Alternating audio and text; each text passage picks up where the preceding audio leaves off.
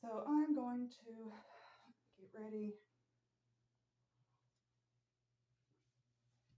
get ready and go to the store to get a couple things for dinner tonight. Gonna make some steaks and probably asparagus, some potatoes. What was that?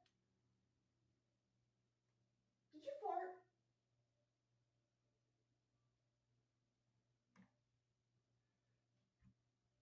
Damn kids. Either one of them farted, Cora or Poot, which of course that's how Poot got her name. So, I don't know what all I should match with the steak to go for dinner tonight, but I figured I would just start recording shit just to record shit. So, anywho, I'm about to get dressed. I'm not gonna narrate everything every video because I'm awkward. I don't know what to talk about, and I'm just your typical American that works every day. And today I happen to have the day off. So, anyway, I'm going to take advantage of that time and get dressed, go to the store before rush hour traffic, and all you lovely people that have watched this, which might be one, probably not, but I might get two, maybe two views, and kind of like in that hashtag video from the insurance company. What did he say? I'm going to get tens and tens of views for this. No, I won't get that, but I decided to just start doing like a Dear Diary on my phone instead of writing it down, because it seems like when I write it down, I try to write faster than what my mind is trying to put words together. And I always seem to misspell words or leave out sentences or stuff like that. So we're going to try videography for a diary instead. And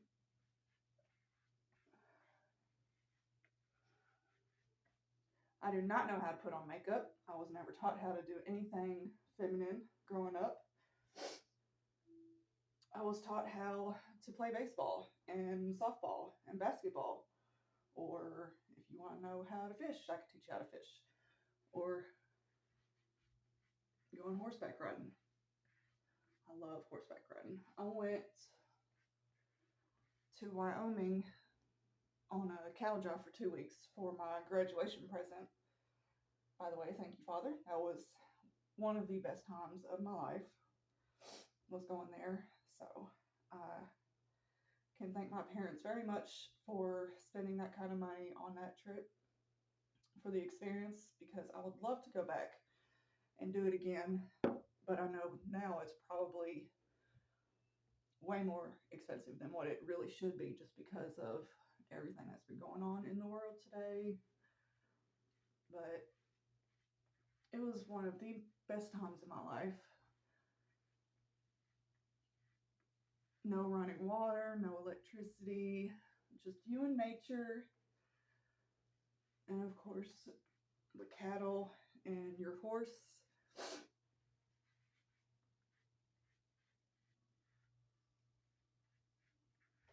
The rancher had gone around and asked everybody who knew how to actually ride horses or how much experience you had with them, because they had a couple horses that still needed a little bit more breaking in, and one of them happened to be a 2-year-old colt, and he was so beautiful.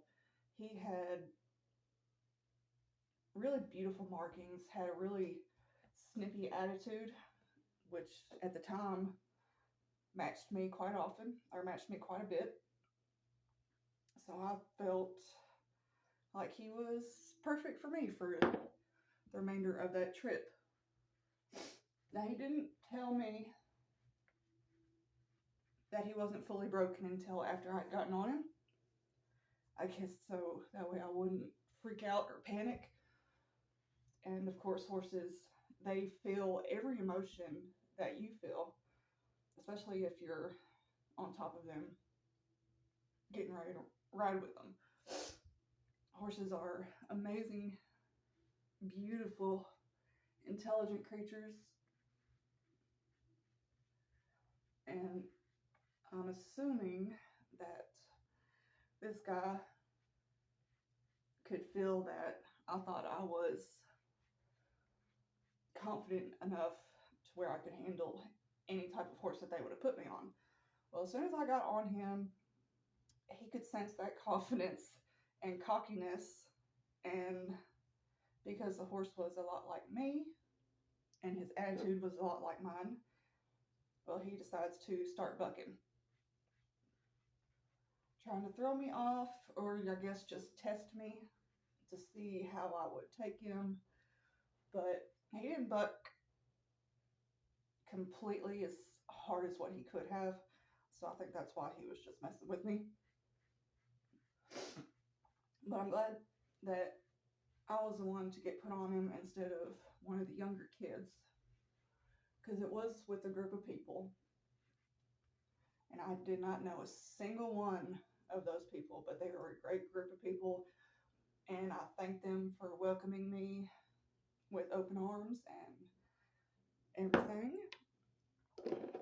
But the horse, he bucked just enough to kind of rile you up, and of course, yeah, it made my heart race 1,000 miles per hour, but it was so much fun. And once the horse realized that I wasn't afraid of him and I wasn't getting off, because I had to ride him for the remainder of the trip and use him to work with.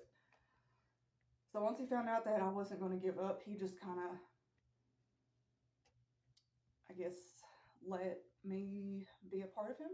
I don't know what the technical terms you would say it would be, but he became submissive and let me stay on top of his back, which was very gracious of him, because the horses aren't stupid. They know that they can get anything off of them if they wanted to. That's why I don't understand how people can take advantage or abuse any type of animal. All animals have emotions and feelings. Some are just more than others. But after that incident, we worked very well together. We were always within the top 5 in the group, at the front of the line, trying to get them cattle moved. And I love running with them. It's an adrenaline rush that only people that's actually ridden a horse and ran with them would know. It's an incredible feeling. And I wish I had my own horse, but I'm poor, so can't do that. And I don't have my own house or my own land. So, but anyway, it was amazing to share that bond with the horse during this 2 weeks. If they would have allowed him to sleep in my tent, I would have probably tied him up in there with me. And every morning I could not wait to get up and get the day started. Because this wasn't a vacation, people. This was a cattle drive. Nothing staged, nothing like that. Just good, old-fashioned hard work. And a lot of people don't understand, well, why would you do this for your graduation present, or really any reason at all? Because it's brutal work and it's hard and it's from sun up to sundown. It's not easy, but when you have passion for an animal like that, or a good work ethic, you can go to sleep at night feeling good about yourself, and you know you did everything you could that day. And that's what I did. I felt amazing every single night. I was tired of shit. I got burnt the first couple of days because I did not realize how hot the Wyoming sun was going to end up being. And it was the beginning of July. So it was extremely hot during the day. And then of a night, it got down in the 60s, which was perfect sleeping weather since we weren't inside an actual building or structure. We had our own tent set up.